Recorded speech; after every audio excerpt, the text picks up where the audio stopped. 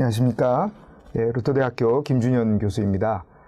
이제 오늘은 루터와 성경 그 마지막 시간을 이제 해보려고 합니다. 그래서 오늘까지 루터가 성경을 어떻게 이해를 했고 어떤 식으로 보았는지, 그래서 그의 성경 해석이 우리 지금 현재 기독교, 그 다음에 개신교에 어떤 영향을 미쳤는지를 좀 살펴보는 시간들을 가지고 있습니다. 지난 시간에 이제 루터가 얘기했던, 루터가 성경을 보았을 때 루터의 성서 이해는 성서가 그 자체, 성서 자체가 성서를 해석한다라는 그러한 이제 입장을 가지고 있었다라는 것까지 제가 말씀을 드렸고요. 그래서 루터는 성서를 공부하는 사람이면 그 사람이 성서 안으로 들어갈 수 있다라고 그렇게 이야기를 하고 있습니다. 무슨 말씀이냐면 성서의 그 성경이 가지고 있는 그 힘, 성경이 가지고 있는 그 힘으로 말미암아서 이 성경을 공부하는 사람들이 자기 자신을 먼저 변화시키고, 그리고 더 나아가서 이제 다른 사람들까지도 변화시키게 될 것이다 라는 이제 그러한 입장을 견지를 하고 있었던 것이지요. 루터에게 있어서 빼놓을 수 없는 것이 또 무엇이냐면 율법과 복음의 구분입니다. 루터는 율법과 복음이 성경을 볼 때 정말로 중요한 하나의 기준으로 삼았습니다. 이 율법과 복음의 구분이 왜 중요했냐면은 열광주의자들, 우리가 계속 제가 말씀을 몇 번 언급을 했지만 칼 슈타트, 아그리콜라, 그리고 그 당시에 반율법주의자들과의 논쟁, 이런 것들로 인해서 루터에게 있어서 율법과 복음을 구분하는 것이야말로 정말로 중요한 것이었습니다. 이제 비텐베르그에서 루터가 이제 1517년에 이제 95개조 그 논제를 비텐베르그 성교의 문에 붙이지 않습니까? 거기서부터 시작된 이 종교 개혁의 이제 운동, 이런 것들이 쭉 오면서 소위 말하는 이 율법주의, 열광주의자들은 이 기존의 것들을 다 버려야 한다라는 아주 급진적인 생각을 하게 됩니다. 그래서 그들에 의하면 이제 성상과 그 다음에 제단, 이런 것들은 다 필요 없는 것이다. 그래서 그 사람들이 그런 것들을 다 이제 없애버리는 그런 운동을 하게 되죠. 왜냐면 그 열광주의자들 입장에서 보면 성상이나 제단, 이 모든 것들은 다 그 구약의 율법의 틀 안에 있었던 것들인데, 이거는 이제 필요 없다. 예수님이 오셨기 때문에 필요 없다라는 그러한 주장을 하게 되면서 율법을 폐기해야 된다라고 그렇게 이제 주장을 하게 되는 것이죠. 근데 루터는 그렇게 된다면 다시금 우리가 가지고 예수님으로 인해서 우리가 주님 안에서 받게 된 자유, 그거를 오히려 속박하게 만드는 그러한 일이 될 것이다라는 주장을 하게 됩니다. 루터에게 있어서는 성상이나 제단 그 자체가 문제가 아니라 그것을 경배하는 사람들이 문제였다는 것이죠. 그렇기 때문에 루터는 율법은 그 의미를 상실하지 않았다라고 얘기합니다. 그러니까 여기서 말하는 루터에게 있어서 율법이라는 것은 구약을 대신한 어떤 그런 것으로 그렇게 볼 수도 있었습니다. 왜냐하면 열광주의자들은 구약을 폐기하고 율법을 다 폐기해야 된다고 하고 신약만을 이제 놓아야 한다라는 어떤 그런 주장을 하게 되고, 뭐 그렇게까지 극단적으로 보지 않더라도 이 반율법주의자들의 그 이론에 따르면 구약에서도 율법과 관련된 부분들은 다 이제 없애버려야 된다. 그거는 더 이상 이제 성경이 아니다라고 주장을 하게 되는 거거든요. 근데 이게 여러분들이 참 재미있는 거는요, 루터 당시에 나왔던 이러한 사상들이 계속해서 나온다는 겁니다. 그래서 비슷하게 다른 모습을 갖고 나와서 성경의 일부를 무시해야 된다, 성경의 일부를 빼야 된다, 뭐 그런 얘기들이 계속 나오고 있거든요. 그래서 우리가 인간이 갖고 있는 인간이 갖고 있는 지혜로 성경을 다 이해하려고 한다? 그거는 어떻게 보면은 어려운 것이라고 할 수 있습니다. 왜냐하면 그래서 우리가 신앙이라는 거를 우리가 생각할 때, 신앙은 그거는 정말로 하나님과 나와의 1대1의 관계 속에서 형성이 되어지는 거거든요. 그럴 때 기준이 되는 건 뭐냐? 바로 성경 그 자체입니다. 성경 전체가 우리의 기준이 된다는 것이죠.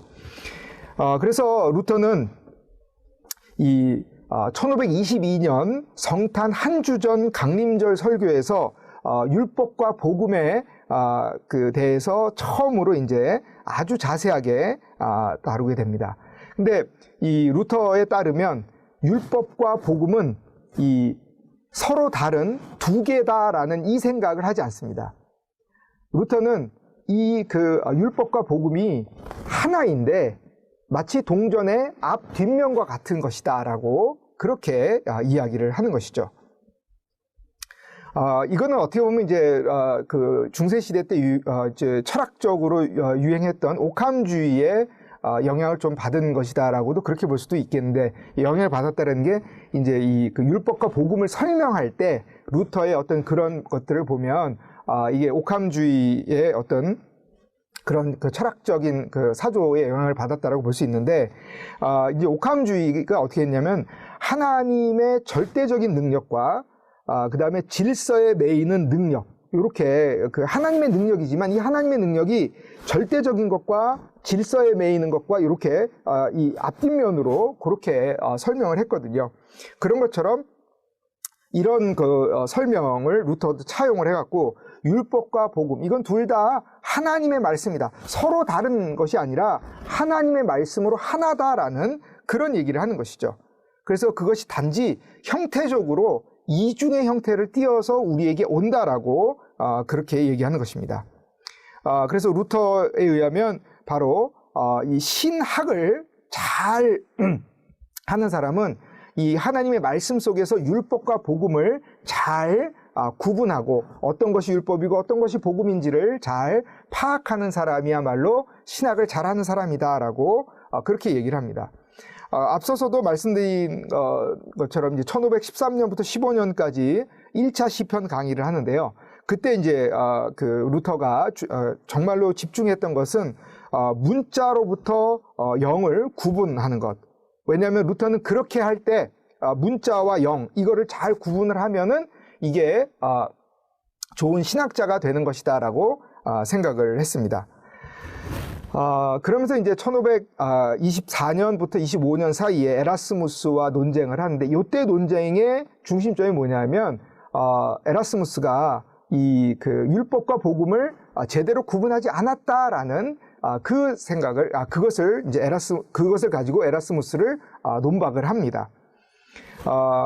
그래서 이제 1531년에 루터가 이제 갈라디아서를 가지고 강의를 하는데, 여기서 이제 아주 그 루터가 율법과 복음의 구분에 대한 아주 좋은 얘기를 하죠. 루터는 그래서 그 교부들 중에서도 어거스틴을 제외하고는 그 어떤 교부들도 율법과 복음을 올바로 구분하지 않았다. 그 구분한 사람이 없다. 어거스틴조차도 완전하게, 그러니까 루터가 생각하는 것만큼 완전하게 율법과 복음을 잘 구분한 것은 아니다라고 얘기를 합니다. 루터는 이 율법과 복음을 잘 구분하고 이것이 잘 보존되지 않으면 기독교 교리도, 그러니까 다시 말해서 기독교가 올바로 설 수 없다라고 그 단언을 합니다. 그리고 비록 신학을 공부하지 않은 사람일지라도 이 율법과 복음을 잘 구분을 한다면 그 사람도 훌륭한 신학자다라고 얘기를 합니다.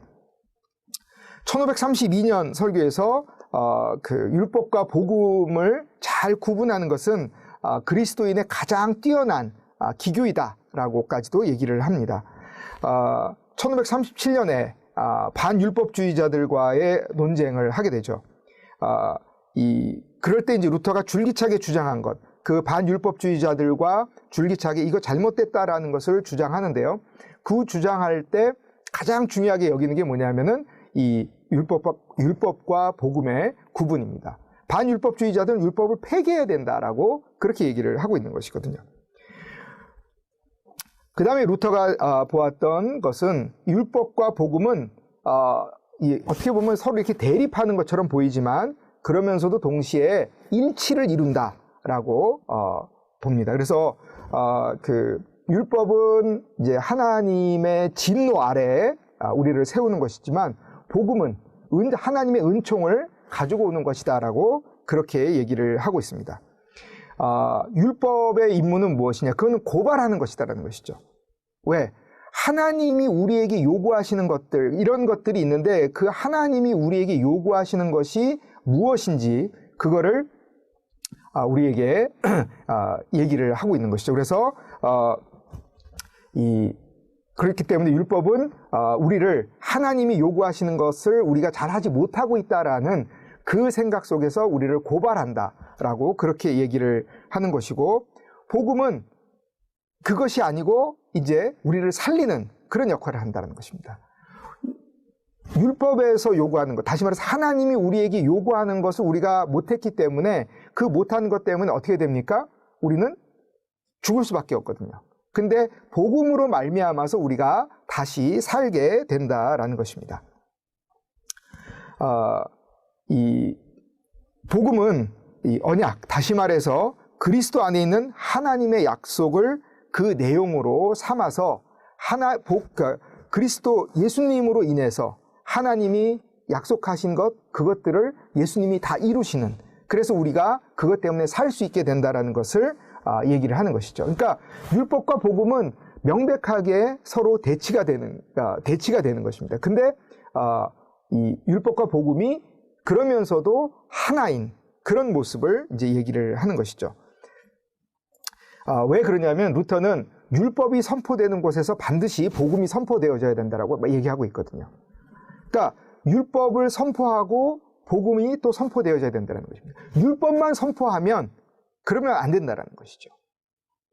율법은 무엇입니까? 하나님이 우리에게 바라시는 것들입니다. 하나님이 우리에게 요구하시는 것들이에요. 근데 그거를 우리가 다 못하지 않습니까? 그러니까 율법으로 말미암아서 우리는 우리의 상황이 어떠한지를 알게 되는 것입니다. 내가 얼마나 하나님 앞에서 부족한 존재인가, 그거를 알게 되는 것, 그게 바로 율법입니다. 그럼 복음은 무엇입니까? 그 부족한 존재가 하나님 앞에 받아들여질 수 있는 것, 그 길을 알려주는 게 복음인 것이거든요. 그래서 이 율법과 복음이 올바르게 다 같이 잘 선포되어져야 된다는 것입니다. 여기서 제 사견을 하나 좀 말씀을 드리면, 적어도 그 한국교회, 뭐 좀 더 제 사견이니까, 제가 듣고 제가 책으로 읽고 한 그런 그 보면은 또 아마 저 자신을 포함해서도 마찬가지일 겁니다. 우리는 율법을 설교하는 게 너무 쉬워요. 왜? 성경에서 하나님이 우리에게 요구하시는 거, 그거를 가지고 우리가 이렇게 잘못하고 있습니다. 하나님은 이걸 우리에게 요구하고 계십니다. 그러니까 우리가 이거를 열심히 해야 됩니다라고 그렇게 이제 설교를 하는 게 어떻게 보면 너무나도 자연스럽고 쉽죠. 그리고 뭔가 이제 사람들에게, 성도님들에게 뭔가 메시지를 전해주는 것 같은 그런 느낌을 받게 되는 거거든요. 근데 복음을 얘기하다 보면 별로 뭐 성도님들이 할 게 없는 것처럼 그렇게 느껴지거든요. 근데 루터는 우리가 구원과 구원 이후의 삶, 우리가 흔히 이제 성화라고 하죠. 이거를 한 번도 띄워놓고 생각한 적이 없습니다. 그러니까 율법과 복음을 항상 같이 얘기하는 이유는 뭐냐면, 복음만 얘기하면 어떻게 됩니까? 그러면 율법 폐기론자들, 반율법주의자들과 다를 게 없어지는 겁니다. 근데 그렇다고 율법만 얘기하게 되면 어떤 문제가 생깁니까? 예수님이 사라져 버리는 거예요. 여러분, 뭐 우스갯소리 하나만 더 하면, 이 붕어빵에 죄송합니다, 안고 없는 찐빵, 예. 그런 얘기 우리가 하지 않습니까? 안고 없는 찐빵이 되는 겁니다. 예. 복음이 없어지면 기독교는 여타의 다른 종교와 하등의 차이가 없어지는 겁니다. 예수님을 뺀 기독교, 그거는 오히려 이 불교보다도 못한 그런 종교가 되는 거죠. 그렇기 때문에 복음은 항상 그 중심이 있어야 되는 겁니다. 예수님이 항상 중심이 있어야 되고, 그 복음을 선포하는데 이 복음만 선포하면 어떻게 됩니까? 그러면 값싼 은혜가 되어버리는 것입니다. 왜요? 예수님만 얘기하면 우리가 인간인 우리가 갖고 있는 우리 모습을 제대로 알지 못하는 상태에서 예수님만 얘기하게 되니까, 그러니까 어떻게 되겠습니까? 필요 없는 거예요. 예수님 뭐 별로 필요 없죠. 뭐 나 잘 살고 있는데, 나 뭐 이 정도면 내가 내가 그래도 조금 내가 교통 신호등도 좀 위반하고, 내가 가끔 좀 이렇게 거짓말도 하지만 뭐 전반적으로 나 잘 살고 있어. 아니, 어떤 분들은 그러겠죠. 그래도 내가 정말 법에 양심에 꺼리낀 일은 전 한 적이 없습니다. 이러시는 분들도 계실 거예요. 그런 분들한테 복음만 선포하면 어떻게 됩니까? 필요 없는 게 되는 거예요. 아니, 내가 정말 죄인인 걸 아는 사람한테도 복음만 선포하게 되면은 예수님의 은혜가 그러면 나 그냥 항상 그러면은 나 그냥 그 복음만 갖고 살면 되는구나. 내 삶은 고치지 않아도 되는구나. 라는 그런 생각을 하게 된다는 것이죠. 이 복음은 죄사함에 대한 선포인데, 죄사함을 선포하기 전에 뭐를 알아야 되는 겁니까? 내가 죄인인 걸 알아야 되는 거예요. 내가 죄인인 걸 모르는데 죄사함만 선포한다. 그럼 아무런 감흥이 없는 거죠. 그렇지 않겠습니까? 그래서 루터는 이렇게 얘기합니다. 율법이 폐기되면 죄도 폐기되고, 죄가 폐기되면 그리스도는 더욱 불필요하다라고 이렇게 얘기를 하는 것이죠. 그러니까 우리가 율법을 무시하게 되는 순간에 어떻게 됩니까? 죄도, 그리고 더 나아가서 예수님도 다 필요 없어지는 것입니다. 아주 심각한 그런 문제가 되는 것이죠. 여러분들 한번 생각해 보세요. 내가 그냥 나 잘 살고 있는데 갑자기 누군가가 와갖고 당신의 죄가 다 용서받았습니다. 그러면 그 사람이 아이고 감사합니다 이러겠습니까? 아니죠. 그렇기 때문에 그리스도가 필요 없어지는 것입니다.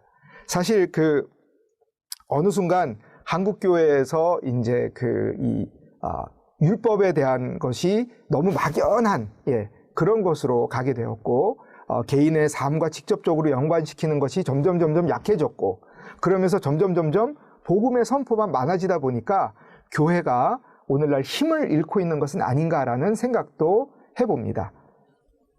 철저하게 내가 먼저 잘못된 그것을 인정을 하고, 그리고 내가 먼저 하나님 앞에 회개하고 돌아설 때 그 모습을 보면서 다른 사람들이 따라오는 것 아니겠습니까? 근데 그런 모습은 보여주지 않고 계속 다른 사람들의 잘못만 지적을 하면 어떻게 되겠습니까? 누군가를 향해서 손가락질 할 때 어떻게 되겠습니까?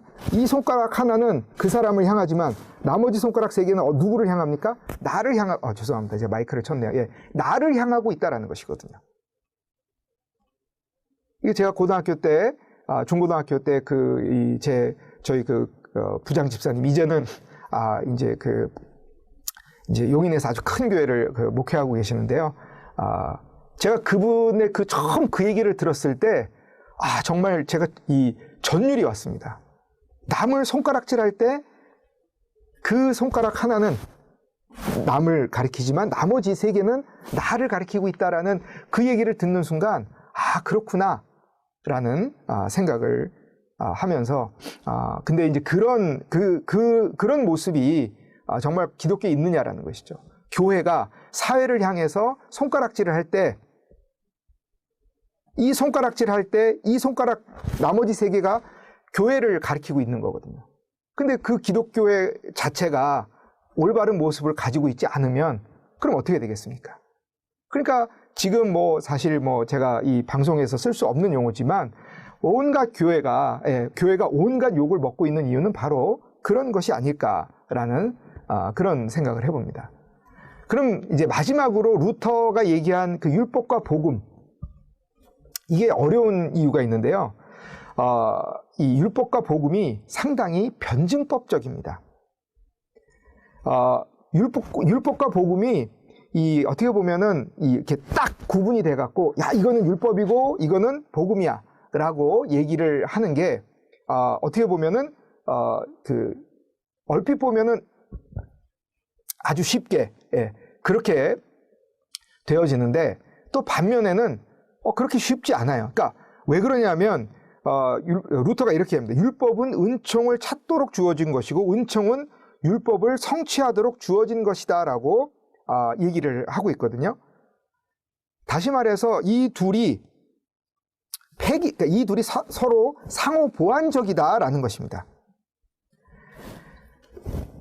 율법과 복음은 구약이나 신약에서 서로에 대해서 하나의 변증법적인 관계가 있다라고 보고 있고요. 그래서 이런 루터의 그 이해를 이제 베르나르트 로제라는 학자는 종교개혁적인 새로운 구성이다라고 그렇게 얘기합니다. 그러니까 이전에는 율법은 이제 복음을 찾기 위한 하나의 단계에 불과한 것이었고, 그래서 율법은 필요 없다라는 반율법주의자가 나올 수 있는 그런 주장을 할 수 있는 근거를 제시를 했는데, 루터는 그렇지 않다라는 것입니다. 이 두 개가 하나다라는 것이고, 그래서 그때 당시 이제 왜냐하면은 이제 루터 유럽은 사실 좀 그런 게 아직도 좀 남아 있지만, 그러니까 중세 시대 때에는 어떤 거였냐면은 시청, 그러니까 다시 말해서 좀 더 세속 권력과 이 그 교회 권력을 이제 양분이 되어져 있었고, 세속 권력이 율법을 이제 얘기하는 거고, 교회가 복음을 얘기한다라는 그런 이제 생각을 사람들이 하는데, 그렇지 않다라고 루터는 얘기하는 것입니다. 예.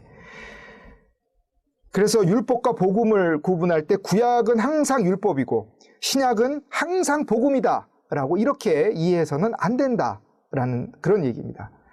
제가 신학을 공부할 때 이제 이런 우스갯소리가 있었습니다. 구약을 이제 지금 그 사람들이 얘기하는 것처럼 루터 시대 때도 그랬던 거고 루터가 그렇게 얘기했던 것처럼 구약은 율법이고 신약은 복음이다라고 했을 때 이제 구약 교수님이 훨씬 더 이제 복음적이다. 뭐 이런 그런 우스갯소리를 이제 했던 뭐 이제 그런 기억도 있는데요. 그러니까 이게 이렇게 이분법적으로 생각해서는 안 된다라는 것입니다. 그리고 어떤 말씀도 이 율법과 복음이 동시에 다 존재할 수 있다라는 것입니다. 성경의 어떤 구절은 이거는 율법이야. 뭐 우리가 눈으로 볼 때 그럴 수 있습니다. 근데 이게 전달이 되어질 때 성도들이 들을 때는 정말로 이거는 율법인데 그거를 복음으로 듣는 사람들도 있다라는 것입니다. 그리고 정말로 반대로 이거는 누가 보아도 복음인데 이 복음을 율법으로 받아들일 수도 있다라는 것입니다. 제가 아는 선교사님이 이제 목회를 하실 때 그런 경험이 있었다고 합니다. 요한복음 3장 16절 여러분들 잘 아시지 않습니까? 근데 그 요한복음 3장 16절을 갖고 자기는 정말로 복음적인 설교를 했는데, 근데 이제 그 설교가 끝나서 이제 예배가 끝나서 목사님 방에 와 있는데 어떤 성도님이 오더니 자기가 목사님 그 설교 속에서 자기가 얼마나 죄인인지를 깨달았다는 겁니다. 여러분 놀랍지 않습니까? 요한복음 3장 16절 하나님이 세상을 이처럼 사랑하사 독생자를 주셨으니 이는 누구든지 저를 믿는 자는 구원을 얻게 하려 하심이라. 이건 누가 봐도 복음입니다. 근데 이 복음, 이 구절을 갖고 설교를 하셨으니 얼마나 복음적인 설교셨겠어요. 오히려 목사님은 내가 율법이 너무 약하지 않았나? 이렇게 고민을 하고 있었는데 성도님이 오시더니 내가 얼마나 죄인인지를 깨달았대요. 이거는 우리가 알 수가 없다라는 것입니다. 그러니까 율법과 복음은 성경에서 보면은 이게 율법이고 이게 복음이다라고 그렇게 보여지지만 그러나 그렇지 않다라는 것입니다. 그게 실제로 적용이 될 때는 그렇지 않다라는 것을 우리가 알 수 있는 것입니다. 그래서 율법과 복음은 율법과 복음을 구분할 때 그 적용은 매 경우마다 다 다르다.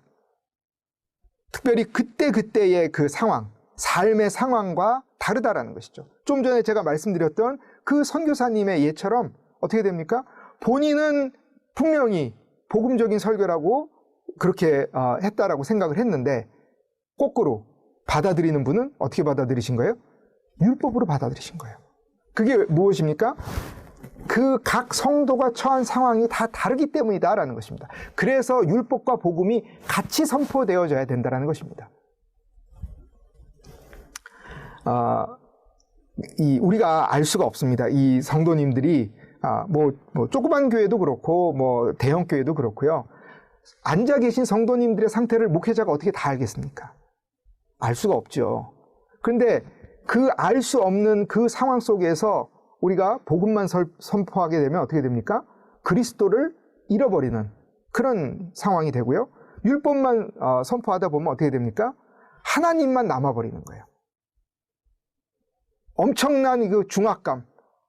내가 오늘도 이걸 해야 되는구나. 내가 오늘도 이걸 해야 돼. 이런 생각만 하고 가게 된다는 것이죠. 그러니까 그런 것들을 다 우리가 그 염두에 두고서 어떻게 할 수밖에 없습니까?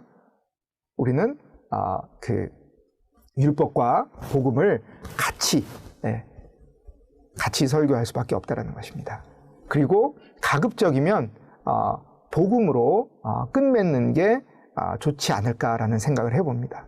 율법을 통해서 우리의 모습을 충분히 알려줬다면 그 다음에 이제 복음의 그 선포를 통해서 예수님을 바라보게 하는 것이죠. 예. 그래서 이 신학이라는 것은 복음, 그 율법과 복음 이것을 잘 구분해서 이 둘의 과제를 정말로 잘 그 상호 연관성을 통해서 이 그 두 개의 그 본질을 잘 보여주고 알려주는 거, 그게 이제 유지되어져야만 한다라고 그렇게 얘기할 수 있겠습니다.